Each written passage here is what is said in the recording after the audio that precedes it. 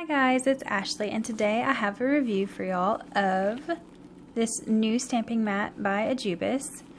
It comes in this awesome little case that you can store it in. You can add more stuff in there to carry it in. And the case is really well made. Really like the fact that it comes in a case. And here is the mat.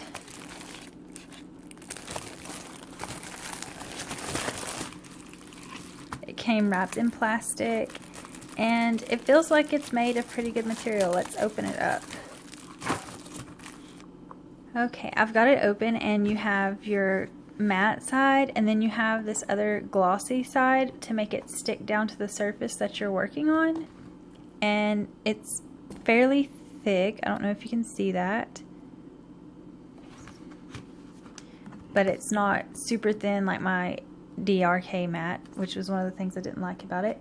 And it has the grid squares, more like the Simply Neat mat rather than your Ejiubas mat that has the little finger decals. And it's also see-through. I know a bunch of people like the see-through fact because they like to trace designs on their nails, but as you can see, it is definitely see-through. And I think that drawing designs would be easier on this mat since it has the grid squares, or tracing would be easier since you can stay in the lines of the grids.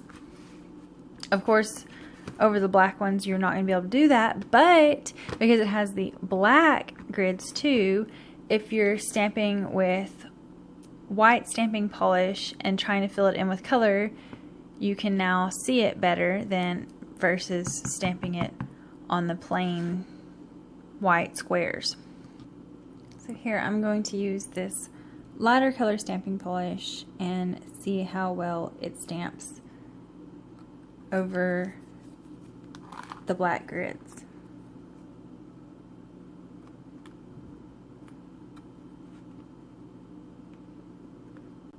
And as you can see, that light pink shows up a lot better over the black than it would over the white, so it'll make it a lot easier to fill in your designs. And vice versa with the white stamping polish, it will also show up really well. Also, with this, another thing that the stamping mat has is that up here at the top you have your circles to mix colors in and experiment with color combinations, but you have your white or clear, and then you also have black to test over as well, which I really like the white and black concept because, I mean, you're not stuck with just working with black stamping polish. You can work with your lighter colors too and still do nice designs. Also, over here on the side you have a ruler which can be used to measure a number of things. You can measure images on a stamping plate, or you can also measure the length of your nails. Or if you're making decals, you can measure the decals and then cut them to fit your nails.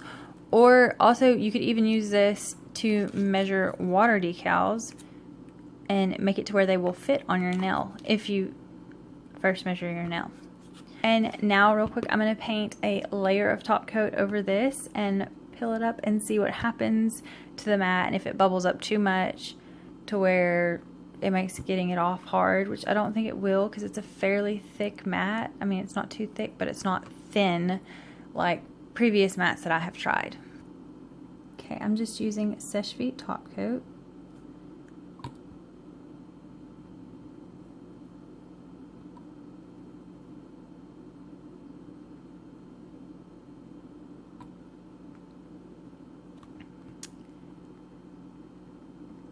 And I will step away for a second and wait for this design to dry, and I'll be right back. Okay, so now it's had plenty of time to dry, and I'm going to try picking it up and see what happens.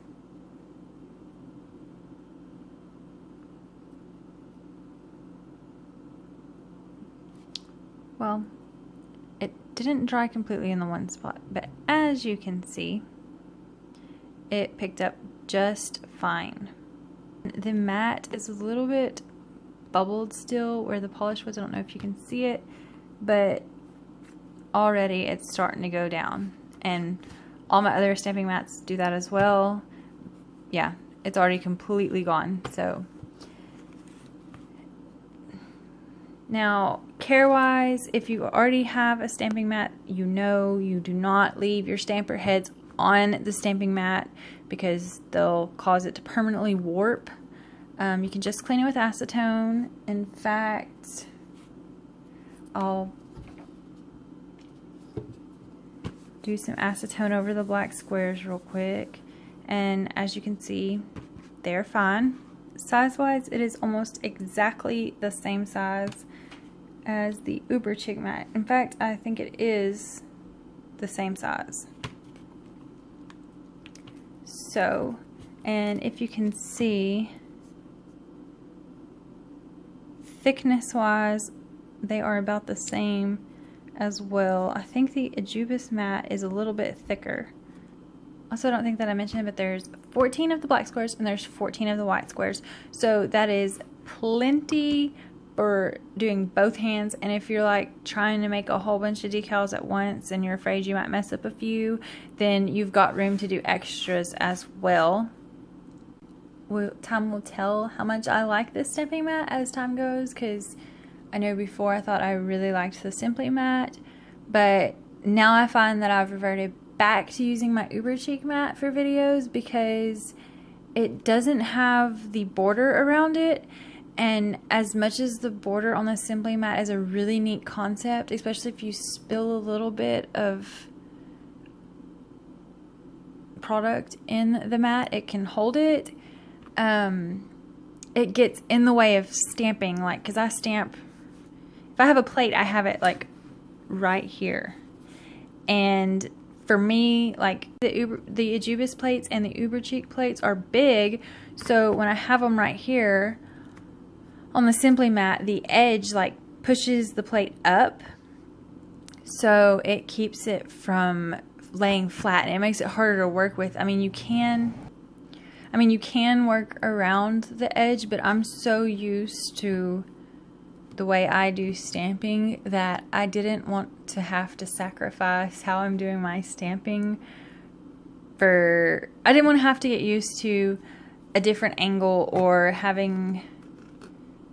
I'm recording. Like, I was already set in my ways, and maybe that's weird that I don't like to change, but that's how it was. I still use my Simply mat. I love my Simply mat for certain things, but just for stamping in general, it's not like the most ideal mat for me just because of that border around the edge. If it didn't have the border, it would be good, but it has the border.